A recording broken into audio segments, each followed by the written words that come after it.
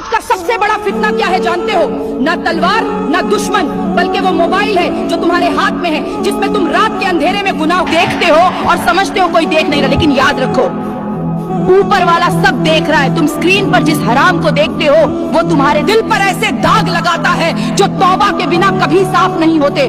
آج تم بس دیکھ رہے ہو، کل اسی گناہ میں گر جاؤ گے۔ یہ گندی ویڈیو تمہاری نظر کو بے حیا بنا دیتی ہے، دل کو سخت کر دیتی ہے اور عبادت سے دور کر دیتی ہیں۔ جب تم نماز میں کھڑے ہوتے ہو تو وہی گندے سین تمہارے دماغ میں گھومتے ہیں۔ سوچو، کیا تم ایسے دل کے ساتھ اپنے رب کے سامنے کھڑے ہونا چاہتے ہو؟ قبر میں جب اکیلے ہوگے، نہ موبائل ہوگا نہ انٹرنیٹ، صرف تمہارے اعمال ہوں گے، اور اگر آنکھوں کا زینہ ساتھ لے گئے تو جواب دینا بہت بھاری پڑے گا۔ یہ راستہ مزہ نہیں بلکہ دھیرے دھیرے تباہی کی طرف لے جانے والا جال ہے۔